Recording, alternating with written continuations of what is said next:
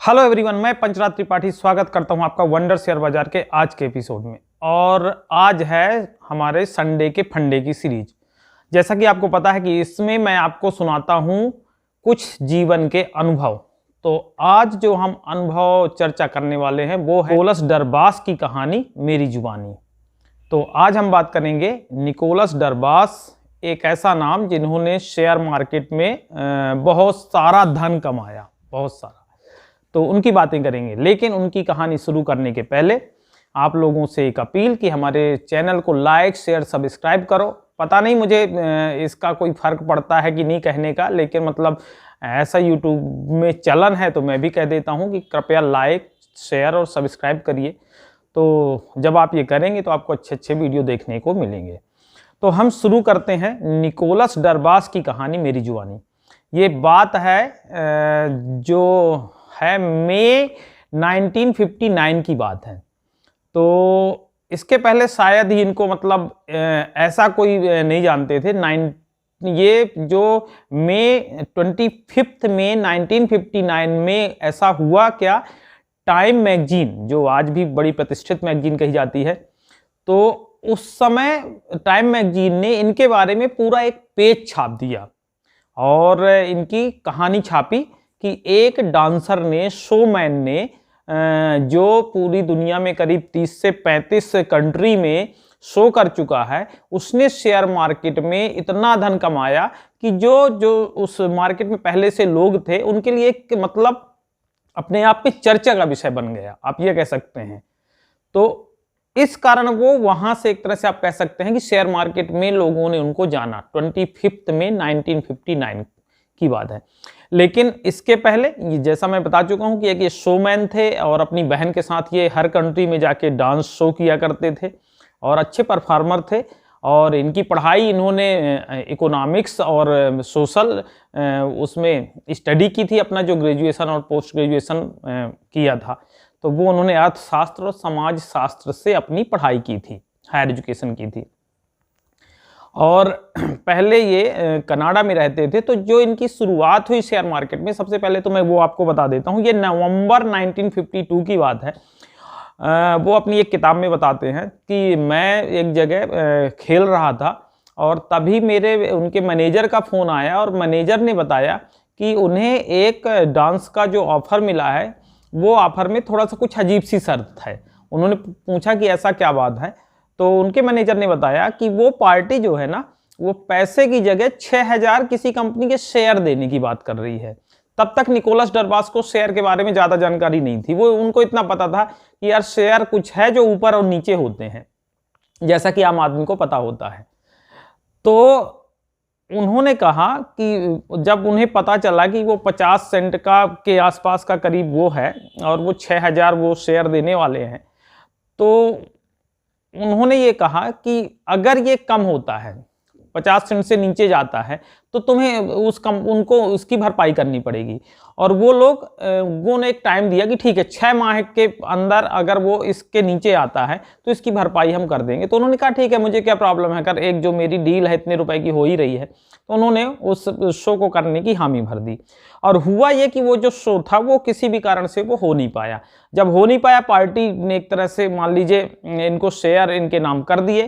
तो फिर इन्होंने क्या किया कि यार उसने तो शेयर दे दिया, तो उन्होंने क्या किया कि वो जो शेयर के जो पैसे थे, पेमेंट थे, करीब 3000 मतलब 6000 जो शेयर दिए थे, वो $3000 का उन्होंने उसको पार्टी को चेक भेज दिया कि भाई ठीक है, उसने शेयर दिए थे, कोई बात नहीं। इन्होंने उनको पेमेंट भेज दी उसकी, और ये अपना जाके फिर अपने डांस के प्रोग्राम में लग गए। 2 महीने बाद करीब ये जब वापस आए अपने डांस के प्रोग्राम से, तो इन्होंने जो उसका जो रेट देखा वो करीब $1.90 के आसपास हो गया था 2 महीने में। मतलब आप ये समझिए कि उनको $8000 का प्रॉफिट हो रहा था और उन्होंने तत्काल उसको बोला कि भैया इसको बेचो, निकालो। तो मतलब जहां उन्होंने $3000 लगाए थे टोटल 6000 शेयर लेने के लिए, वहां $8000 का प्रॉफिट हुआ था। मतलब जो शेयर 50 सेंट का था वो $1.90 का हो गया था।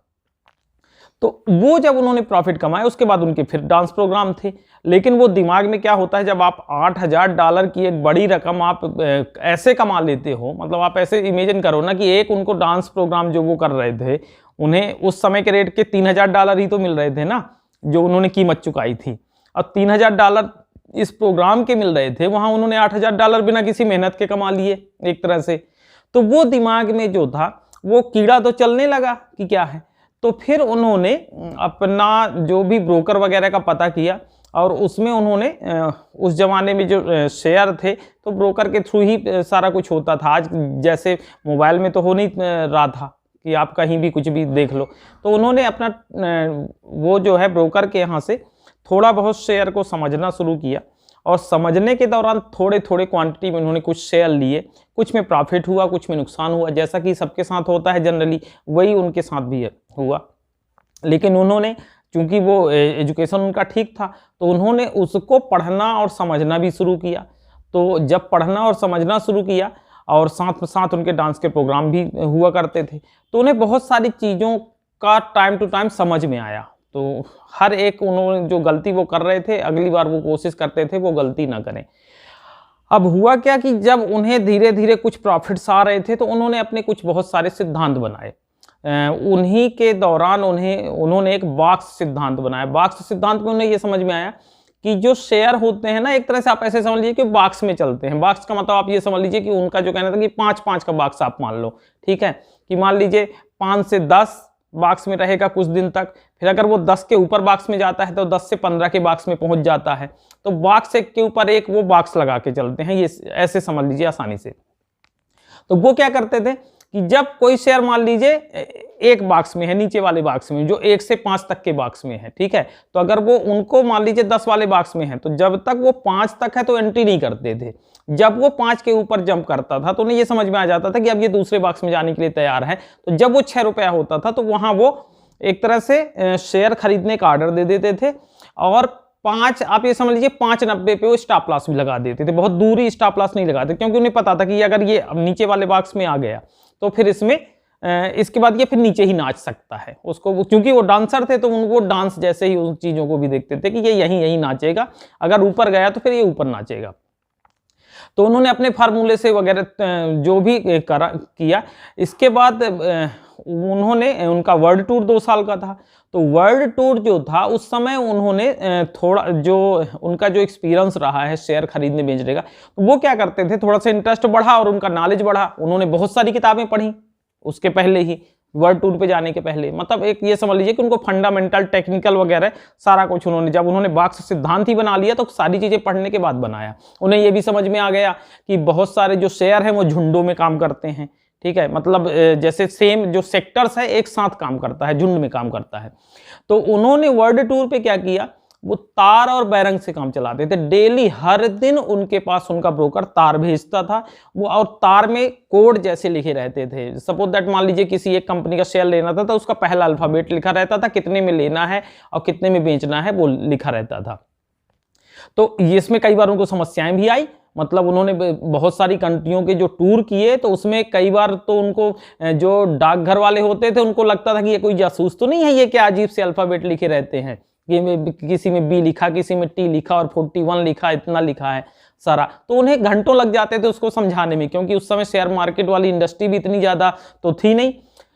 तो ऐसे करते इस टूर पे उन्होंने, मतलब हर दिन वो सिर्फ तार से मंगाते थे। उन्होंने फोन वगैरह करने के लिए सब बिल्कुल मना किया हुआ था अपने ब्रोकर को, क्योंकि वो टूर पे रहते थे और तार से ही और वो खबरें भी नहीं लेते थे वहां की, क्योंकि ऐसा तो था नहीं, ऑनलाइन का जमाना भी नहीं था कि इतना आसान हो जाए खबरें लेना, और उनका कोई वो भी नहीं रहता था। तो उस मार्केट की खबरें नहीं लेते थे, सिर्फ वो फील करते थे। चूंकि जिस शेयर पे वो लगाते थे उसका सारा कुछ कैलकुलेशन उनका रहता था, उसकी वो चाल देखते थे, उसके रेट के बेस पे वो एनालाइज करते थे, उसके बेस पे वो डिसीजन लेते थे। उन्हें समझ में आ जाता था कि ये शेयर अब चलने के लिए तैयार है लंबी दूरी के लिए।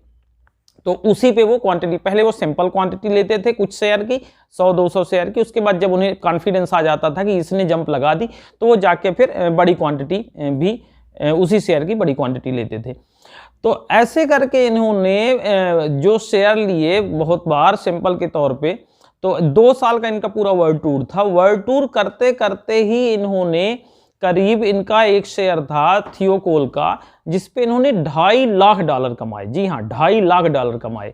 और जब वो अपनी घटना भी बताते हैं कि जब मतलब मैं होटल के रूम में था और मुझे तार आया, बैरंग आया कि आपके थियोकोल का जो वो है मूल्य अब $2.5 लाख पहुंच गया है। बोले मुझे समझ नहीं आ रहा था कि $2.5 मैं क्या करूं, मतलब वो बेचैनी की मतलब पता है कि मैं बेचूं या नहीं बेचूं। उन्होंने कुछ सिद्धांत बनाए हुए थे उस पे भी कि अगर वो जब तक नीचे नहीं आ रहा है तो उसको वो नहीं बेचते थे। तो वो उसकी घटना बड़ा, उन्होंने बहुत टाइम लिया उसको डिसीजन लेने में, और लास्ट में उन्होंने ये डिसीजन लिया कि अभी मुझे वो सेल नहीं करना। आने के बाद उन्होंने क्या किया कि अपने शेयर के ब्रोकर में तो एक बहुत अच्छा खासा उन्होंने प्रॉफिट कमा लिया था शेयर मार्केट पे। तो उन्हें लगा अब तो यार मैं जानने लगा, और जैसा कि सबके साथ होता है जब आप बहुत सारा अनएक्सपेक्टेड प्रॉफिट कमा लेते हैं तो वो जाके ब्रोकर ऑफिस में गए और वहां उन्होंने ट्रेडिंग करनी शुरू कर दी। उन्हें भी बहुत अच्छा लगता था, नई नई उन्होंने कुर्सियां देखी, नए नए लोग देखे, चेहरे देखे। लेकिन उन्होंने ये देखा कि बहुत सारा जो ट्रेडिंग जब वो कर रहे थे तो वो जो एक जो सोच होती है, जो आप ये कह सकते हैं जो सिक्स सेंस होता है, वो जो उनका डेवलप हुआ था शेयर मार्केट को लेके, जब वो मार्केट में आ गए तो रोज उनको खबरें भी मिल रही थी कहाँ क्या हो रहा है, किस इंडस्ट्री में कैसा क्या हो रहा है। तो वो सिक्स सेंस उनका ये कहना है कि धीरे धीरे वो खत्म होता गया और ज्यादातर वही पे उन्होंने लॉस खाया और अच्छा खासा पैसा उस पे उन्होंने डुबोया भी। लेकिन चूंकि वो पहले प्रॉफिट कमा रहे थे तो उन्होंने ये सोचा कि मेरे साथ क्या गड़बड़ी हो गई, पहले तो मुझे प्रॉफिट ज्यादातर में आ रहा था, मुझे समझ में भी आ जाता था कि ये शेयर आगे बढ़ेगा, अब मुझे शेयर देख के समझ में क्यों नहीं आता ये शेयर आगे जाने वाला है, क्या होने वाला है, ये जो सेंस था वो कहाँ खत्म हो गया। तो उन्होंने बैठ के एनालिसिस किया तो उन्हें ये समझ में आया कि ये जो चहल पहल हो रही है मार्केट में, जो मैं बना हुआ हूं, रोज खरीदी बिक्री कर रहा हूं, इसके कारण वो जो दिमाग जो है ना वो उतना कंसंट्रेट नहीं कर पाता। फिर उन्होंने क्या डिसीजन लिया लॉस खाने के बाद, कि उन्होंने ये डिसीजन लिया कि वो अपना जो कॉन्टेक्ट था, एक तो उन्होंने वो ट्रेडिंग बंद की वहां ऑफिस ब्रोकर वाली, और ब्रोकर को उन्होंने ये बताया कि तुम मुझसे अब किसी भी तरह से कांटेक्ट नहीं करोगे, मैं सेम शहर में हूं तब भी तुम मुझे तार ही भेजोगे, क्योंकि उन्हें ये समझ में आ गया कि वो जो तार बैरंग वाली जो लैंग्वेज थी वो उन्हें समझ में आ रही थी और उसके बेस पे वो डिसीजन ले पा रहे थे। तो उन्होंने शेयर मार्केट की खबरों को सुनना, पढ़ना, लिखना वो सब भी बंद किया, सिर्फ अपनी जो काम के जो रेट्स होते थे उसका पेपर वो देखते थे और वो पन्ना बस फाड़ लिया करते थे जिसमें रेट्स रहते थे। तो उन्होंने वो जो चाल होती थी ना, वो चाल धीरे धीरे धीरे, टाइम लगा, एकदम से ऐसा नहीं हुआ, लेकिन वो सिक्स सेंस जो था वो धीरे धीरे उन पे फिर से आने लगा। और उन्होंने ये बताया कि मेरा सिक्स सेंस फिर मतलब मुझे चाल समझ में आने लगी और वो सिर्फ बैरंग और तार से ही ट्रेडिंग करने लगे, मतलब उन्होंने खबरों को बंद ही कर दिया सुनना। कई बार क्या हुआ कि उनका कोई शेयर है मान लीजिए इतने गुना हो गया कि मतलब बिलीव भी नहीं कर सकते, लेकिन उन्होंने कभी खबरों को पता करने की कोशिश नहीं की कि ये क्यों हो रहा है, क्योंकि उन्हें समझ में आ रहा था कि ये दौड़ रहा है, चल रहा है, अभी बॉक्स में एक बॉक्स से दूसरे बॉक्स में जा रहा है, तो उसमें मार्केट पे बाहर क्या खबरें हैं उससे कोई लेना देना नहीं था। कुल मिला के ये है। तो उन्होंने फिर दोबारा बहुत सारे प्रॉफिट कमाए तो तभी उनका नाम आया। अब टाइम मैगजीन की बात कर लेते हैं कि टाइम मैगजीन में उनका जो इंटरव्यू था वो कैसे छपा। उसके टाइम मैगजीन में ये हुआ, उन्होंने बताया है कि सबसे पहले तो एक प्रेस रिपोर्टर आया वहां, और प्रेस रिपोर्टर आया तो उसको उन्होंने सारी खबरें बताई कि ऐसा ऐसा हुआ, अपने चार्ट्स दिखाए, बैरंग दिखाए, लेकिन वो गया, ठीक है बोला, अपनी स्टोरी उसने लिख ली और निकल गया। दूसरे दिन उनके पास फिर उसका फोन आया, बोला नहीं मेरे से सीनियर जो संपादक हैं वो मिलना चाह रहे हैं आपसे, क्योंकि उन्हें मेरी कहानी पे यकीन नहीं है तो अभी हम ऐसे छाप नहीं सकते हैं। उसके बाद दूसरे मिलने आए, उन्होंने बोला कि वो डिनर वगैरह पे बैठे, लेकिन जब मैंने कहानी बताई तो डिनर तो भूल ही गए, पूरा 2 घंटे 3 घंटे वो सुनते रहे।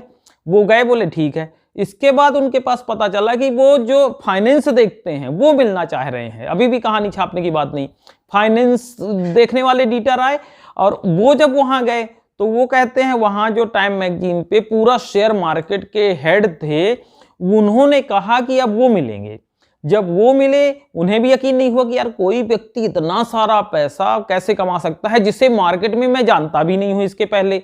मतलब शेयर मार्केट पे तो सारे बड़े ब्रोकर को मैं जान रहा हूं, बड़े इन्वेस्टर को जान रहा हूं, बड़ी कंपनी को जान रहा हूं, इतना प्रॉफिट एक कोई डांसर कैसे कमा लेगा। ठीक है कैसा भी डांसर हो, लेकिन बिना किसी थ्योरी के। उन्हें लगा कहीं ऐसा तो नहीं कि ये कोई और ट्रेडिंग का वाला मामला है। तो वो आए, उन्होंने सारी चीजें देखी, उनके सारे तार देखे, उनकी स्ट्रेटजी सुनी घंटों, और वो कहते हैं कि वो सुबह 3 बजे तक सारी बातें उनकी होती रहीं। तब कहीं उन्हें समझ में आया कि ये बिल्कुल सच्ची कहानी है। तो फिर तभी जो मैंने बताया आपको कि 25 मई की को वो खबर आई और पूरा पेज जब छपा टाइम मैगजीन में तो सारी दुनिया ने उनको सलाम किया और तभी से निकोलस डरवास जी का नाम है और उन्होंने अपनी स्ट्रेटजी पे जैसा है इतना सारा पैसा कमाया। अगर आप लोगों को इनकी पूरी स्टोरी, एक एक पेज की स्टोरी जाननी है तो इनकी किताब है, हिंदी में भी है, इंग्लिश में भी है। किताब का नाम मैं आपको यहाँ दे देता हूँ, ये किताब रही। आप इस किताब को लेके आप कहानी वो पढ़ भी सकते हैं।